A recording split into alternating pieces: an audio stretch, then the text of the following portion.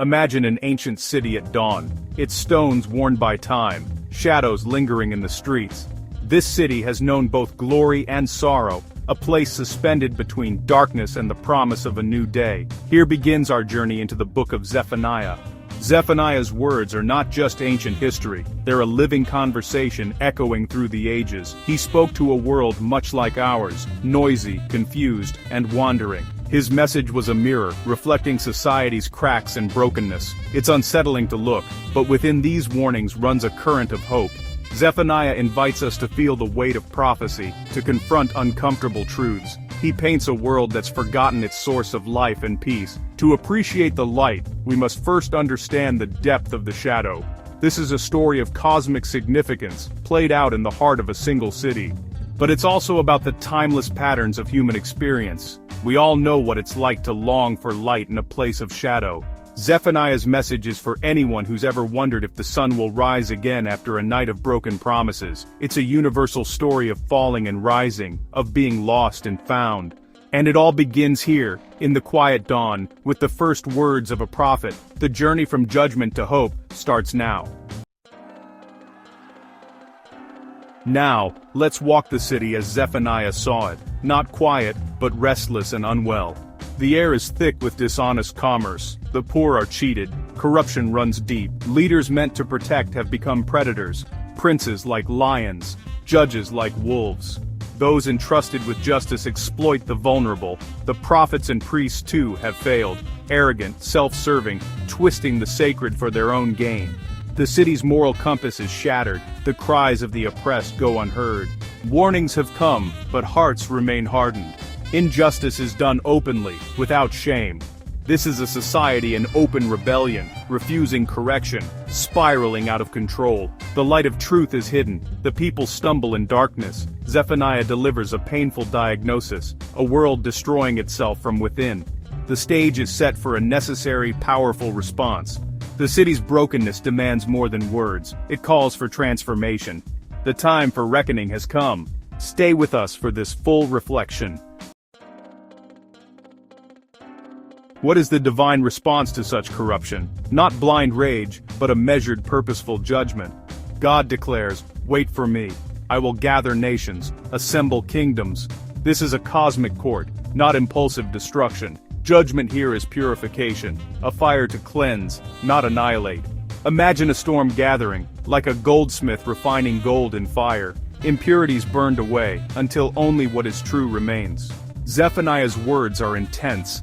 Indignation, fiery anger, but all for the sake of cleansing. This judgment is universal. Pride and injustice are global problems, demanding a global reckoning. God holds a mirror to the world, exposing illusions and lies. It's a painful process but necessary for anything new to be built. Judgment is not the end, but the turning point. Like removing a cancer so the body can heal, the fire clears the ground for a new beginning. The prophet calls it the fire of God's jealousy, not petty but passionate, protective love. This fire refuses to let creation destroy itself. The goal is not destruction, but restoration. The divine fire is the force that makes renewal possible. Through judgment, the path to healing is opened. The story moves from devastation to hope. How does destruction lead to beauty? Through discipline, restoration is born. The fire of judgment strips away false securities, pride, wealth, corrupt systems, leaving us vulnerable but open to change. This is not punishment for its own sake, but correction for healing. Like a surgeon removing disease, or a parent protecting a child, discipline is an act of love. It creates space for humility, quiets arrogance, and allows a new voice to emerge. Hardship softens hearts, making them ready for new hope. The journey through fire leads to authenticity and trust. Without discipline, the city would remain broken. Discipline is the instrument of grace, turning us back toward life and restoration. After judgment's fire, what remains? Not ruin, but a remnant, a humble, faithful people. The proud are gone. What's left is a community defined by trust, not power. They seek refuge in God, having lost all other securities. Their hardship has softened them, making them people of simple, honest faith. Their lives are marked by integrity and peace, not because the world is perfect, but because their trust is well placed.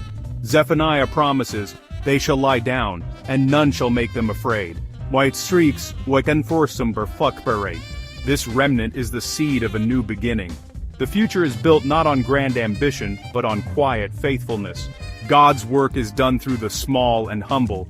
Their faith is the foundation for everything to come. From the ashes, hope grows. This is where the message begins to change.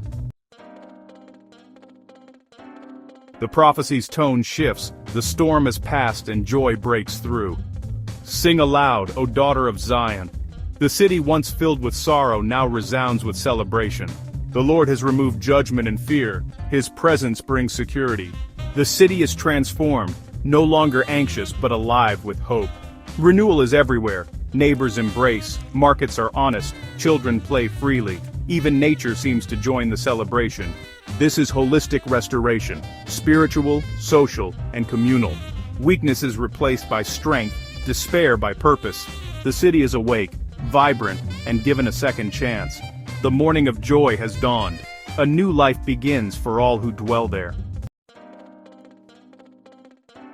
Zephaniah reveals the heart of God, a God who rejoices over his people. The Lord your God is in your midst, a mighty one who will save, but more. He will rejoice over you with gladness. He will quiet you by his love. He will exult over you with loud singing. Imagine the Creator singing with joy over his restored people. This is not a distant deity, but a loving presence, soothing fears and bringing peace. God's song is one of victory, love, and delight. The people are not just forgiven, they are treasured. Their joy is a response to God's own joy. Worship is turned on its head. God's song of love is the foundation for all our praise. His love is the source. Our joy is the echo. This is the climax of Zephaniah's prophecy, a relationship restored in love and delight. The goal was always this, a people cherished by their God. Zephaniah's final vision is one of total restoration, a great homecoming. God promises to gather the mourners, the exiles, the scattered.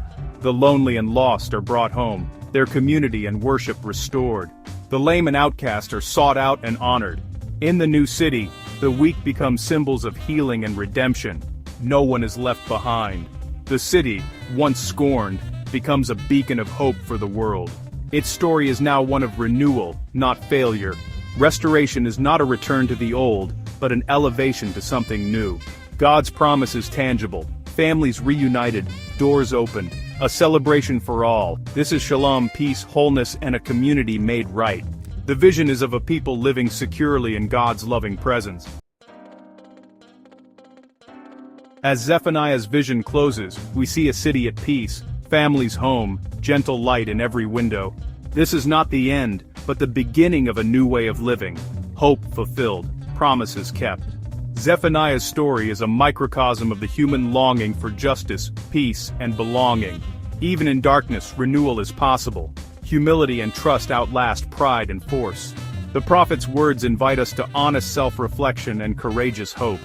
We are called to listen for the divine song, to trust in love, and to believe in a coming dawn. Hope is not naive, it's forged in fire and rooted in God's character.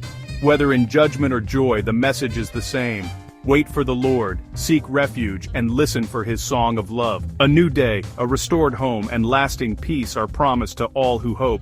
If this reflection helped you, consider staying with us for more scripture-based teachings.